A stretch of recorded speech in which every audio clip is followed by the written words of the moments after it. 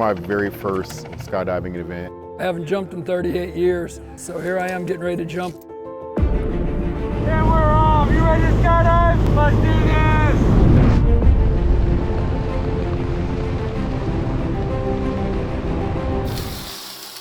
Dude, that was awesome.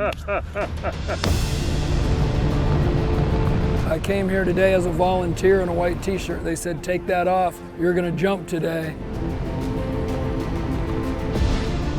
13,000 feet, man, amazing. There's not much better than jumping out of a perfectly good airplane.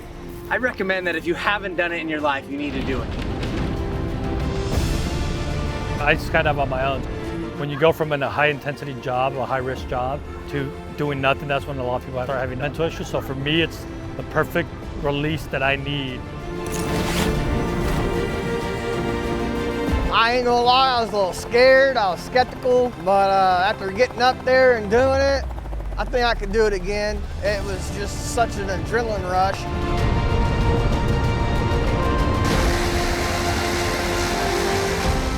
Epic, tons of fun. I got to fly a little bit. It was a blast.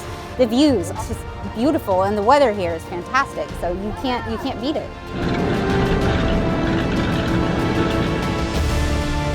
Jessica Wyman here with Ranger Road. Going to be jumping the American flag here at Ranger Road's annual Freedom Jump. Thank you to all of our veterans. Love doing this stuff.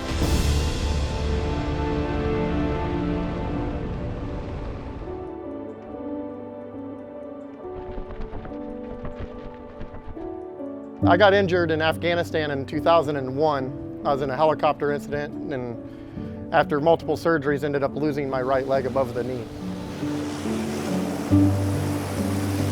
I jumped into the Caribbean island of Grenada. I was the 17th one out the door and the 12th one on the ground. It means I had a partially inverted parachute, but my parachute was functional. I landed on a hard surface runway in the island of Grenada, fractured 3 discs in my back, didn't realize it. I was on my 4th deployment. We're in the Zari district in Afghanistan, and we were just out on the patrol. We had found some IEDs, so I had taken out the EOD team to go deactivate the IED, and while we were there, I stepped on another IED. Back in 2010, the biggest bombing of mortars in Iraq happened while I was there 2 weeks before I came home, and I was close enough to a landing of a mortar, and with the impact I got blown onto a T-wall, and that's all I remember. But here I am, luckily, enjoying this awesome event with this amazing organization with my brothers and sisters. I believe this event did help me out a lot, got me out of my comfort zone. I'm around a bunch of brothers and sisters that we served together. I feel at home. I feel like I've known them forever.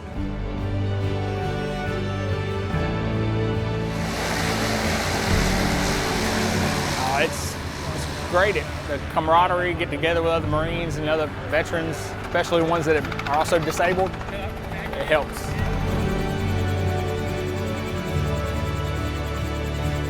A lot of times these days we don't get to have fellowship with fellow vets, especially fellow wounded veterans. We understand a lot of the things that each other goes through on a daily basis. It helps to be able to sit down and kind of vent some of our daily struggles. It takes you out of everything that goes on with us mentally, emotionally, and physically, and it allows us to live again. I don't do a lot normally when I want to, so this helps get me out of the house, and plus it gets us around other veterans, which is always a good time. Plus you get to meet people like Robert here, who I would have never met before and became good friends with already today. Yeah, we developed that camaraderie, that brotherhood. that thing that's important for all us veterans. That's what makes this event an amazing thing. I'll keep coming back, and I'm going to inspire other veterans that I do know to get involved in this program so they can get back on their feet and they can actually see that there's so many people out there that actually do care about us. Everybody at Ranger Road, I sure appreciate everything that you've done for all of us, man. We've been looking forward to this for a long time. I'm super grateful that I got to come out here and spend some time with some other vets. Thanks, Ranger Road. Appreciate you. Thanks, Ranger Roads, all the volunteers, everybody for making this happen. Great to be an American.